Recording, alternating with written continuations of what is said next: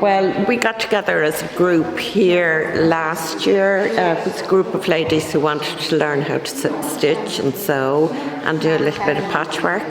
And then it just grew, and we agreed to do a quilt that would represent sort of bits of the history of the library. Obviously it won't contain everything, but so everybody has a completely different style, and they're all working on separate little bits, and I just guide them through it. Quilt is essentially documenting the history of Charleville Mall Library.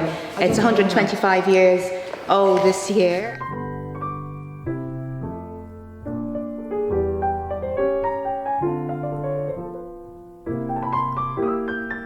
We have two ladies here who came here when they were young to read in the library, and reading, it just exemplifies how important reading was to people, and particularly to Phil up here on the top, because she was actually prevented from reading by her mother. Her mother didn't believe in any books that didn't involve religion, and so she came here. So Charleville Mall was like a sanctuary, it was like a haven.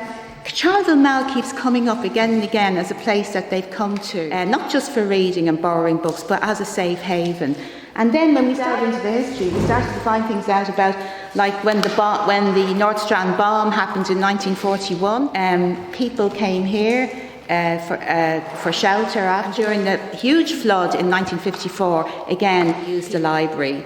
Libraries have that sort of facade on them, so we just tried to capture that. And these clouds are just different facts of events that happened in the library over the course of its history.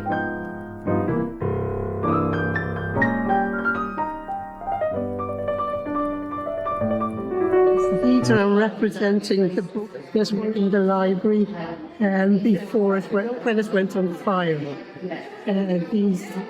And then this is representing the new right.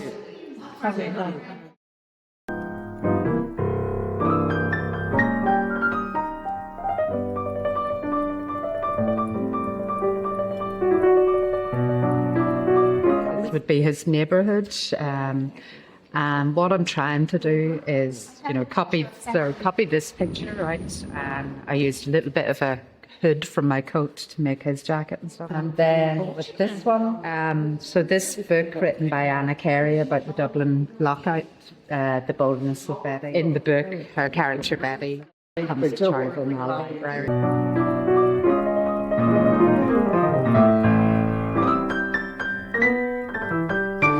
It's derived from the hungry caterpillar. Eric Carl, I journalised it, using my imagination. Bottle tops, found objects, I throw in the kitchen sink. I keep embellishing, and they have to hold me back to stop because it never ends. Pictures that I made are more of the kind of modern or more recent part of the library. So we have a picture here of Anne Gannon, who was the librarian here. She retired. And the girls from the school just across the road there spent a lot of time in the library. So this was just a nice picture of Anne reading a book to them on World Book Day. I think it was last year. And then 3 years ago, the library hosted a Saturday science club for children from the 10 primary schools around the northeast inner city. And then Helen, by some good fortune, found this book of Sean Lennon's about Dublin libraries and this amazing drawing that he had done of the Charleville Mall Library. So this is going to, I think, be the centrepiece of our quilt. The library necessarily, but Charleville Mall is mentioned in Ulysses. This is the beginning of the quote.